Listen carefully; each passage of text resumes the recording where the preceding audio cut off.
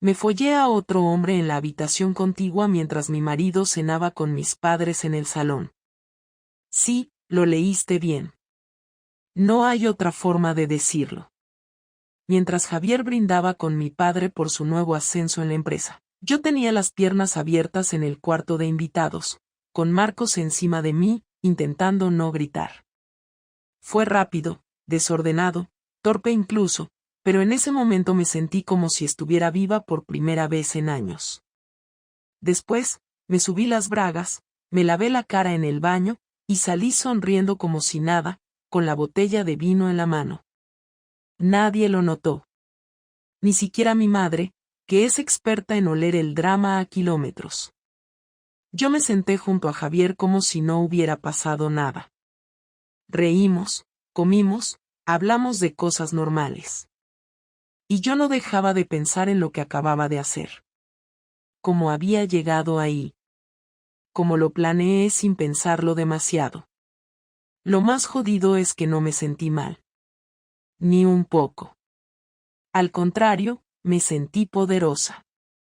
No por el sexo, que fue bastante mediocre, sino por lo fácil que fue salirme con la mía. Como si por una vez, el guión no lo hubiera escrito otra persona. Pero esa noche no fue el principio de la historia. Solo fue el punto de no retorno. Todo había comenzado 2 semanas antes, cuando Javier se enteró de todo de la forma más jodida posible. No fue por un mensaje, ni por una llamada, ni porque me pilló actuando raro. Fue porque Marcos, el imbécil que se metió conmigo, decidió vacilar a sus amigos durante una comida en su bar habitual y uno de ellos, por puro morbo, grabó todo con el móvil. Estaban en una mesa de terraza, hablando fuerte, medio borrachos a las 3 de la tarde, y en algún momento de la conversación, Marcos empezó a presumir de mí. La tía está casada, con 2 críos, y me dejó meterla en su cuarto de invitados mientras el marido estaba en casa. En su puta casa, tío. Y luego salió con la botella de vino como si no hubiera pasado nada. Te juro que pensé que se me iba a romper del placer, decía entre risas, como si estuviera contando cómo ganó en una partida de pádel. El tipo que lo grabó lo compartió en un grupo de WhatsApp que tienen, y uno de los que estaban ahí resulta que trabajaba en la misma empresa que Javier. No eran amigos, ni siquiera compañeros cercanos, pero se conocían de cruzarse por los pasillos. Y ese mismo tipo, no sé si por maldad o por incomodidad, decidió enviarle el video a Javier. Sin explicación. Sin contexto. Solo el video. Eran las 8 de la tarde. Yo estaba en casa preparando la cena. Habíamos acordado pedir algo porque yo no tenía ganas de cocinar y los niños estaban con mi hermana. Javier llegó del trabajo más serio de lo normal. Se quitó los zapatos, colgó la chaqueta y me dijo, Laura, ¿podemos hablar un momento? Ni siquiera se acercó a besarme, y eso ya me dejó incómoda. Me senté en el sofá con él, y sacó el móvil del bolsillo sin decir nada más. Me enseñó el video. No sé si has sentido alguna vez cómo te desaparece la sangre de la cara en segundos, pero eso fue lo que me pasó. En cuanto escuché mi nombre y vi la cara de Marcos en esa pantalla, entendí que se había acabado. No lo negué. No dije nada. Ni una palabra. Solo me quedé ahí, mirando el suelo, esperando que él dijera algo.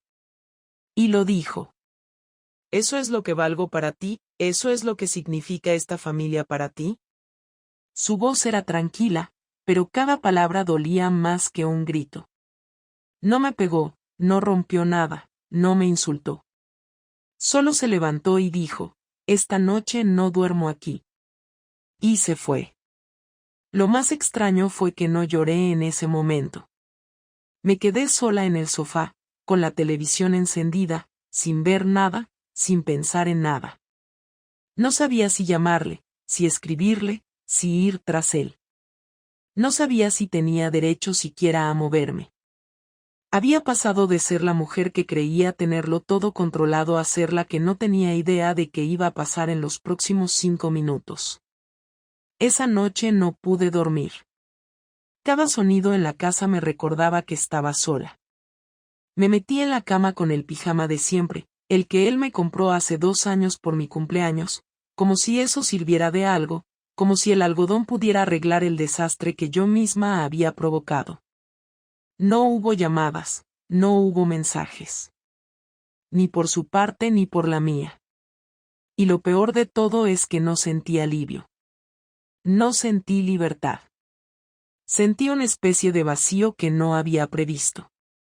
Como cuando te tragas una pastilla sin agua y se queda atascada en la garganta. Al día siguiente, Javier no apareció por casa. Tampoco respondió a mis mensajes. Fui a trabajar como si nada, intentando mantener la compostura, pero cada persona que me hablaba me sonaba distante, como si estuvieran debajo del agua. Marcos intentó escribirme, como si no hubiera pasado nada. Solo puso, ¿todo bien? No contesté. No por culpa, sino porque en ese momento me pareció un cobarde. Lo que hicimos fue cosa de dos, sí, pero el muy cabrón se fue de la lengua como un adolescente inmaduro, y eso fue lo que detonó todo. Si hubiera cerrado la boca, si no hubiera necesitado presumir delante de sus amigotes, tal vez todo esto seguiría en secreto. Tal vez seguiría sentándome en la misma mesa con Javier, jugando a que éramos una pareja normal. Pero ya no éramos normales. Ya no éramos nada. Esa tarde, volví a casa antes de lo habitual. Javier había venido por la mañana, según me dijo el portero, a recoger algunas cosas. El cajón donde guardaba sus relojes estaba vacío. Su cepillo de dientes ya no estaba en el baño. Había dejado solo una nota encima de la mesa de la cocina: necesito espacio. Ni siquiera firmó con su nombre. Solo eso. 3 palabras que me dejaron temblando más que cualquier grito. Me senté ahí mismo, sin quitarme el abrigo, y lloré. No por Javier, no por los niños, no por lo que hice. Lloré porque ya no tenía el control de nada. Ni de él, ni de mí, ni de lo que iba a pasar a partir de ahora. Y eso fue solo el segundo día. El principio del desastre. Javier regresó a casa 2 días después, sin avisar, y entró como si fuera un desconocido, sin mirar alrededor, sin decir buenos días ni nada. Yo estaba en la cocina, intentando preparar un café que no pensaba tomar, con la esperanza absurda de que el ruido de la cafetera rellenara el silencio incómodo de la casa. Lo escuché cerrar la puerta con calma, caminar por el pasillo, y de repente apareció en el marco de la cocina, mirándome con una expresión vacía, como si estuviera viendo una pared. No me saludó, solo dijo: necesitamos hablar. Dejé la taza sobre la encimera, me sequé las manos y asentí, sabiendo que no había forma de evitarlo, que lo que venía iba a doler, y que no podía preparar ninguna defensa porque ya no quedaba nada que salvar. Nos sentamos en el salón, en extremos opuestos del sofá. Él se inclinó hacia adelante, con los codos en las rodillas, y empezó sin rodeos. No quiero que me expliques nada que suene a excusa. No digas que estabas confundida, no digas que fue un error, no digas que te sentías sola. Dímelo claro, ¿por qué lo hiciste? Respiré hondo, sin saber si era mejor mentir o decir la verdad. Al final, lo dije como era. Porque quería sentir que todavía podía provocar algo en alguien. Porque me aburrí. Porque tú siempre estabas bien, correcto, presente, pero yo ya no sentía nada. Él apretó la mandíbula y asintió lentamente. Entonces me usabas como decorado.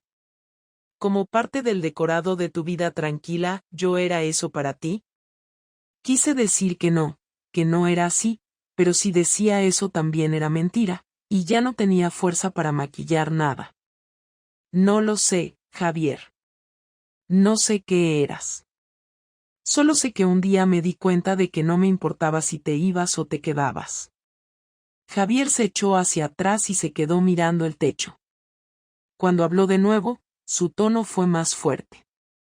¿Y por qué en nuestra casa? ¿Por qué con él? Con ese imbécil que tiene menos cerebro que un taburete, ¿por qué mientras yo estaba con tus padres cenando, querías que fuera más humillante aún? Me removí en el asiento, sin saber si contestar o callar. No lo planeé así. Solo pasó. Lo invité a tomar algo, y terminamos en la habitación. No lo pensé. Fue una estupidez. Él me miró con una mezcla de rabia y desprecio. Una estupidez que se repite es una decisión. No fue un impulso, no fue una noche loca, fue una traición deliberada.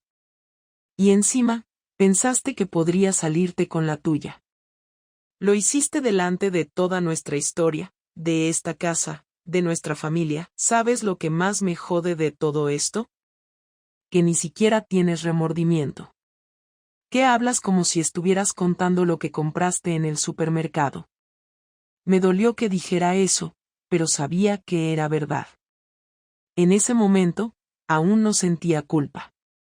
Sentía vergüenza, sí, incomodidad, claro, pero culpa real, de esa que te parte el pecho, no.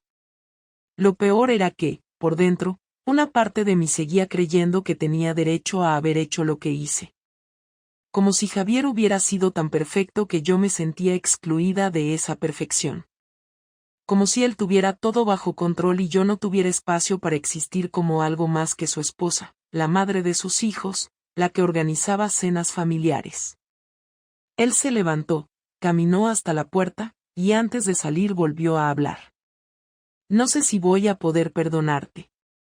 Ni siquiera sé si quiero. Pero si te quedas aquí fingiendo que todo puede volver a la normalidad, te equivocas. Esto cambió todo. Me cambió a mí. Cerró la puerta sin portazos, sin escenas, como todo en él. Me quedé sola de nuevo, pero esta vez no me sentí poderosa ni libre. Me sentí ridícula. Me sentí como si hubiera perdido algo que ni siquiera sabía que era importante hasta que dejó de estar. Pasé el resto del día en silencio, sin tocar el teléfono, sin encender la televisión. No hice nada. Me senté en el sofá y me quedé ahí. Pensando en sus palabras, en mi cara cuando me habló así, en cómo yo, que siempre creí tener el control de todo, había terminado provocando una tormenta sin tener ni un puto paraguas. Esa noche, me encerré en el baño, miré mi reflejo y me sentí otra. No porque me viera más fea ni más vieja, sino porque ya no reconocía mi propia expresión. No era la mirada de alguien que había cometido un error. Era la mirada de alguien que se había hundido sola y no tenía claro si quería salir a flote o quedarse en el fondo un rato más. Y eso, de alguna manera, era peor que cualquier castigo que Javier pudiera darme. Javier no volvió a casa durante los siguientes 3 días, y en ese tiempo yo viví en una especie de limbo donde todo seguía su curso pero nada tenía sentido. Iba al trabajo, respondía correos, me duchaba, incluso cocinaba, pero todo era automático, como si yo estuviera ahí solo porque tenía que estar. El jueves por la noche, a eso de las 10, recibí un mensaje de él. Era corto, directo y sin emoción. Mañana te pasarán a buscar a las 11. No preguntes. Solo súbete al coche. No respondí. Me quedé mirándolo durante un rato sin saber si estaba asustada o curiosa. Pensé en llamarlo, pero sabía que no iba a contestar, así que me limité a prepararme mentalmente para lo que fuera que estuviera planeando. Conociendo a Javier, no sería algo impulsivo, ni violento, pero sí calculado. Siempre fue así. A las 11 en punto del día siguiente, un coche negro se detuvo frente a mi casa. Un hombre vestido de traje, que no conocía, bajó y me dijo por mi nombre. Laura, por favor, acompáñeme. Asentí, sin hacer preguntas, sin mostrar nerviosismo, aunque por dentro tenía el estómago revuelto. Durante el trayecto, no hablamos. El conductor no puso música, no revisó el móvil, solo manejó con precisión mientras yo intentaba adivinar el destino. Cuando finalmente nos detuvimos, reconocí el lugar de inmediato. Era un pequeño restaurante al que habíamos ido muchas veces en el pasado, donde celebramos nuestro último aniversario. Me hizo entrar, y ahí estaba Javier, sentado en una mesa al fondo, con un portátil delante y una carpeta gruesa a un lado. Me indicó con la mano que me sentara, sin decir una palabra. Lo hice, más confundida que nunca. Él abrió la carpeta, me la empujó lentamente y dijo, lee todo.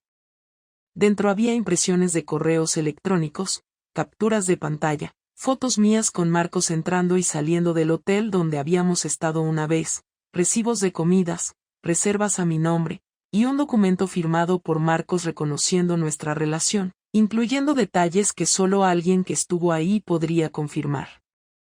Lo hiciste fácil, dijo Javier mientras me observaba. Nunca cambiaste contraseñas, nunca borraste correos, dejaste pistas por todos lados. Yo solo tuve que juntar las piezas. No sabía qué decir. Él no quería escuchar disculpas, eso estaba claro. ¿Y ahora qué?, pregunté, sin levantar la voz, sin arrogancia, solo con la necesidad de saber qué venía después. Javier sonrió por primera vez en días, una sonrisa que no tenía nada de amable. Ahora vas a pagar. No dijo más. Sacó de su mochila un sobre grande y lo deslizó hacia mí. Es una copia de los documentos que envié esta mañana. Al despacho de tu jefe, al colegio de los niños, a tus padres, a los míos. Todos tienen ahora una versión ordenada y clara de lo que hiciste. Incluye tu confesión escrita de puño y letra que hiciste hace 2 noches, tus mensajes, y un pequeño resumen mío, con fechas y contexto. Me quedé helada.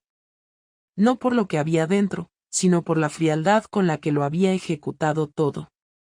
Había organizado mi ruina con la misma calma con la que preparaba un informe en su oficina. ¿Por qué los niños?, dije finalmente, sintiendo por primera vez algo parecido a pánico. Porque no quiero que crezcan creyendo que tú eres la víctima. Porque se merecen saber la verdad antes de que tú se la edulcores. Intenté mantener la compostura, pero ya no podía. Javier, esto es una locura. Estás jodiéndome la vida por una sola cosa. Lo nuestro tenía más cosas buenas que malas, ¿de verdad vas a tirar todo a la basura? Él me miró como si estuviera frente a una extraña. Laura, tú tiraste todo el día que lo trajiste a esta casa. El día que te abriste de piernas mientras tus hijos estaban en casa de tu hermana y tus padres en el salón. No me vengas ahora con equilibrio ni porcentajes. Esto no es una cuenta bancaria. Esto es una traición, y yo simplemente me aseguré de que todo el mundo lo supiera. No me gritó, no levantó la mano, no insultó. Solo me quitó la máscara.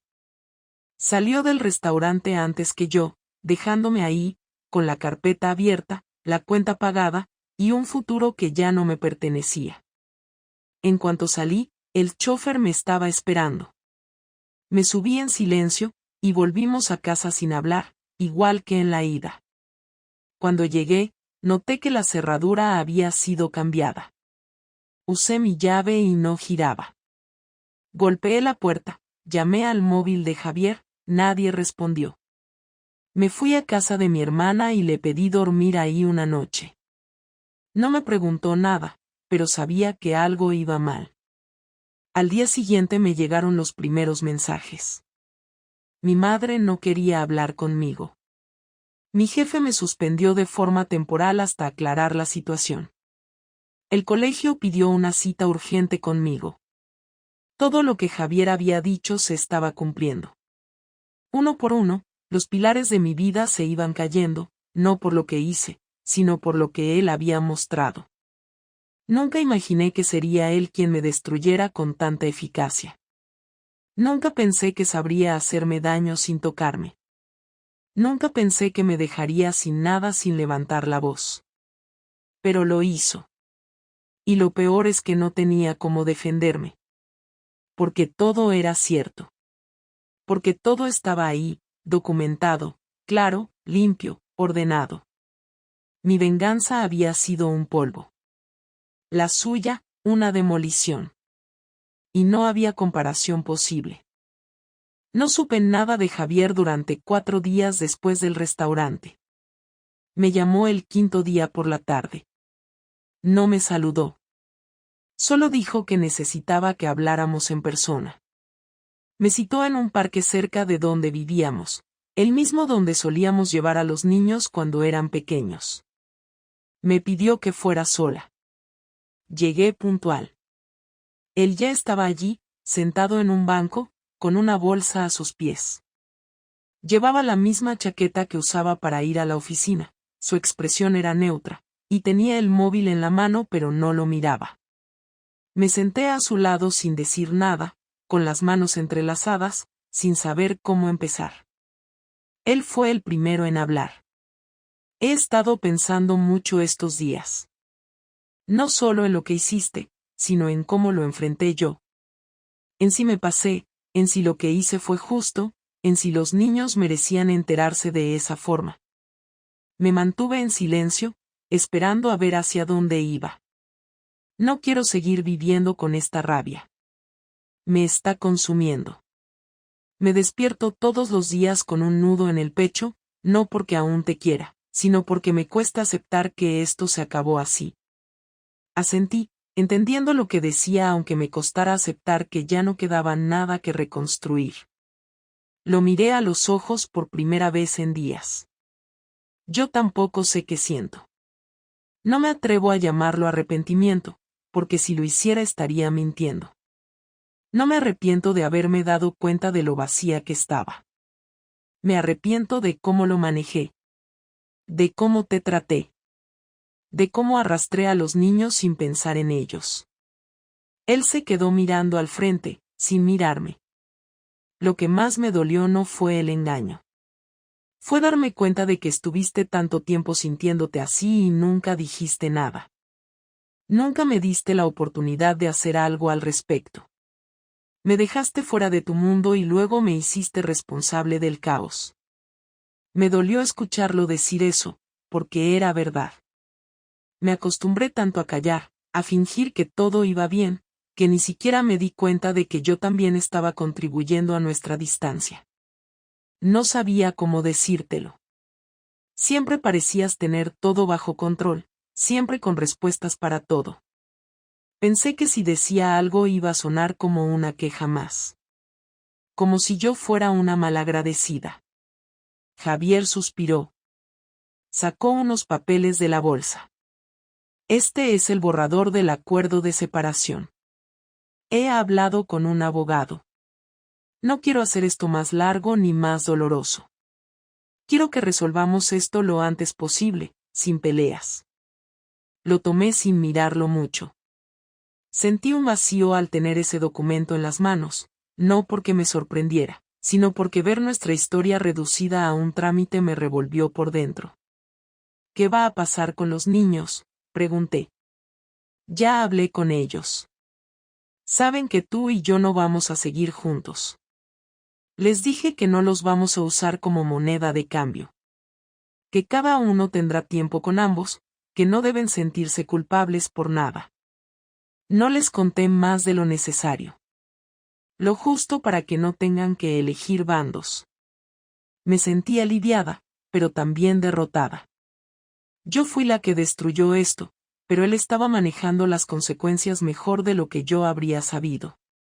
Hubo un silencio largo. Después dije lo único que me quedaba. No espero que me perdones, Javier. Pero necesito que sepas que todo esto me cambió. Que ahora entiendo cosas que antes no quería ver. No sé quién era la mujer que te hizo esto, pero no quiero volver a ser ella. Él se volvió hacia mí por primera vez. Laura, el perdón no cambia lo que pasó.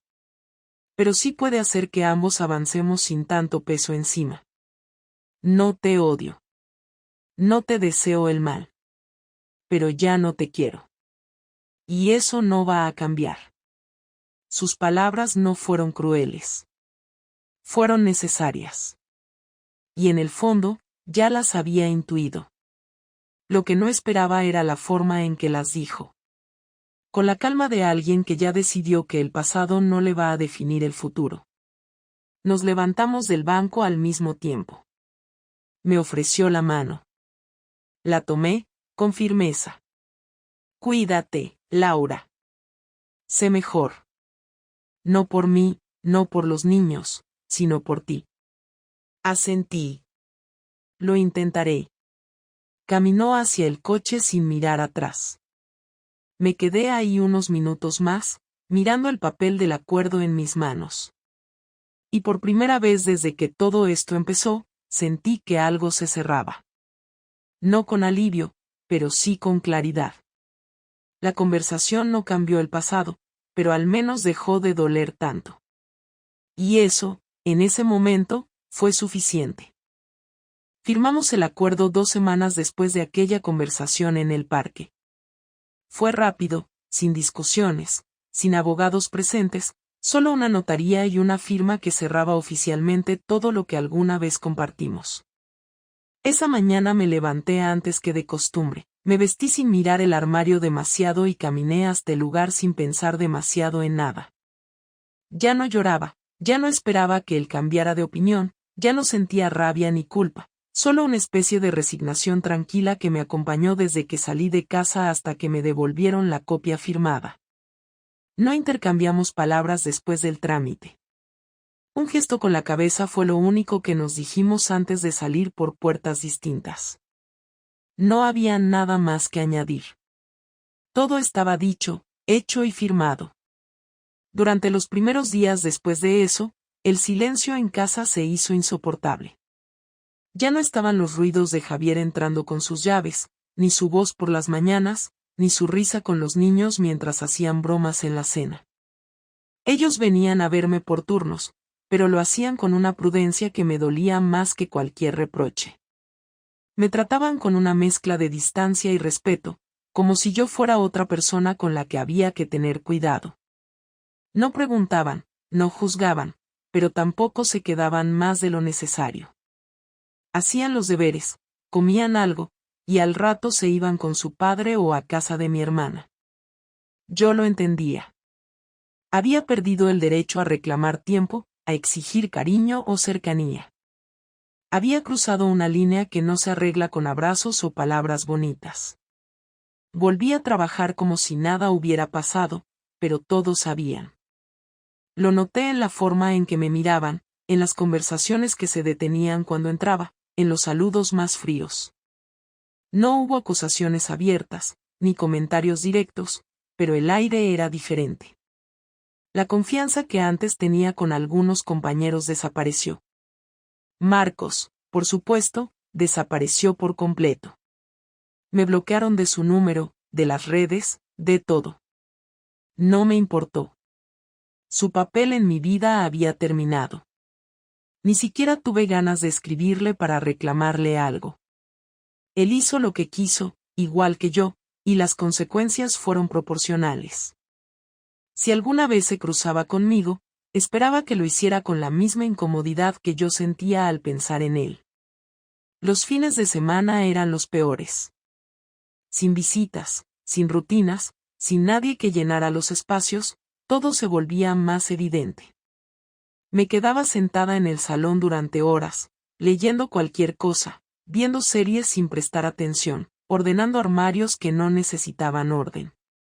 Empecé a ir a terapia, no porque creyera que eso lo arreglaría todo, sino porque necesitaba entender qué parte de mí decidió tirar mi vida por la borda sin pestañear.